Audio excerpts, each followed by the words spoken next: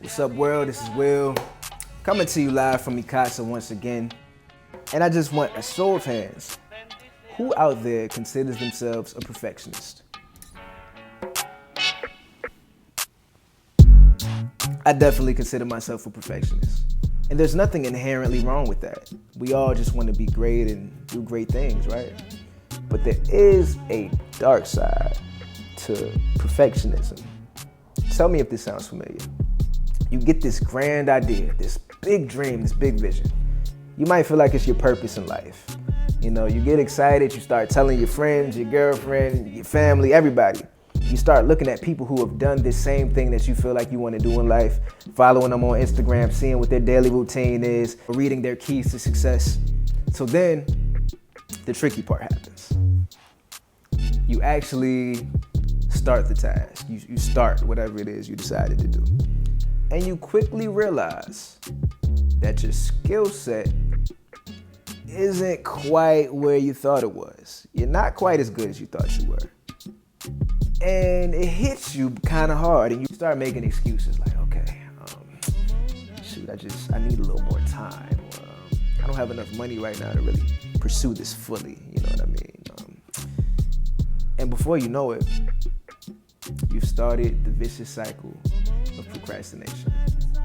How many can relate? Because I swear that was my first 25 years of my life. A perfectionist procrastinator.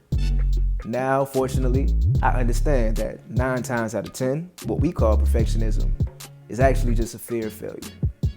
When you watch a child, they're transitioning from crawling to trying to walk, do you know how many times they fall?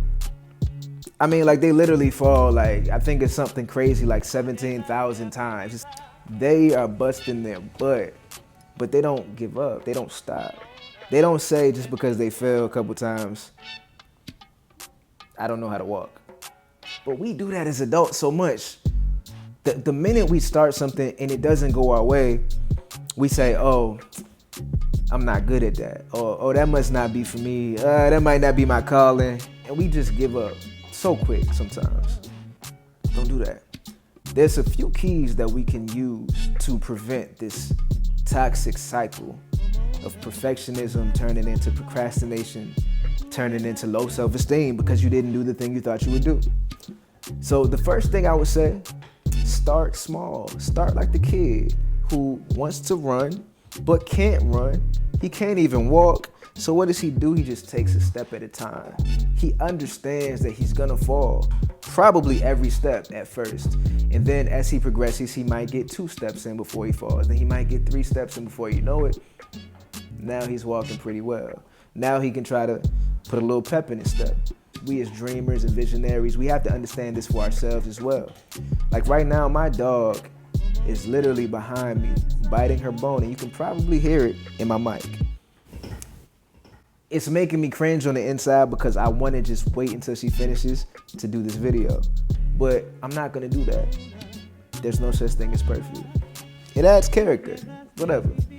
Secondly, set realistic time frames for yourself and whatever it is that you're trying to do. For instance, for all my people out there who want to get in shape, who want to lose weight. Okay, let's say you want to lose 50 pounds total. That's your goal, right? Don't just say, I want to lose 50 pounds. And then get upset when you have set no steps or strategy to actually get there. You're not gonna do it. It's gonna be extremely hard for you to lose that 50 pounds. But if you set realistic time frames for yourself, let's say, I wanna lose 3 pounds by the end of this month. That's not an extreme goal. That's something extremely doable. And I'm not saying to limit yourself to 3. But what I'm saying is that if you set that first interval for 3 pounds, and then you pass it and you hit 5 or 6 pounds, celebrate. Do it again next month. You know what I mean? That's how you achieve big goals, is to break them down into bite-sized goals. Baby steps. Don't try to run when you've never walked before. Don't try to lose 50 pounds when you've never lost 5 pounds before. And the third thing, honestly, this is maybe the most important these days, is don't compare yourself to other people. We have Instagram, we have Facebook, we have YouTube. We can see all these millions of people and what they post. We can see their successes. We can see their greatest moments.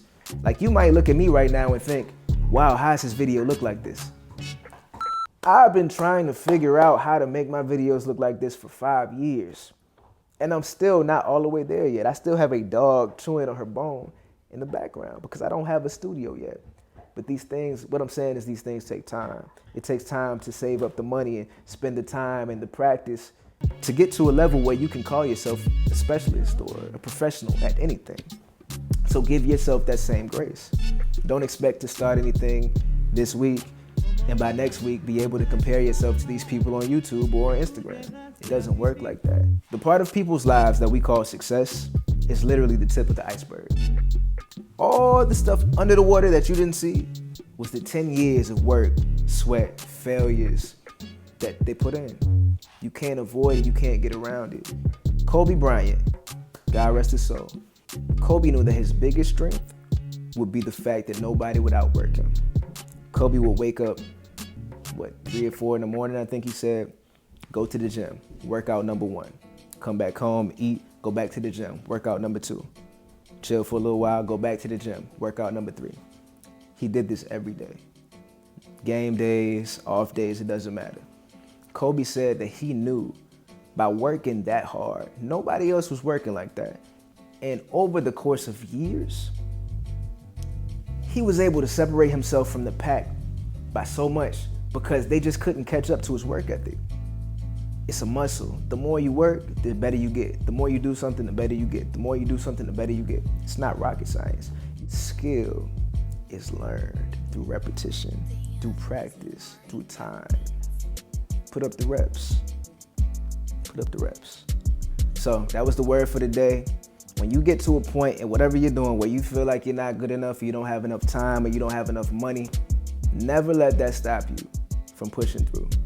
You'll always feel that resistance as you start to move forward in life, as you try to do something different. You'll always feel it. That's not an excuse to stop or to procrastinate. There's no such thing as perfection. But when you try to get better every day, you'll be amazed at how great you become over time. So my name is Will. I love you. Let's be great. Catch y'all later.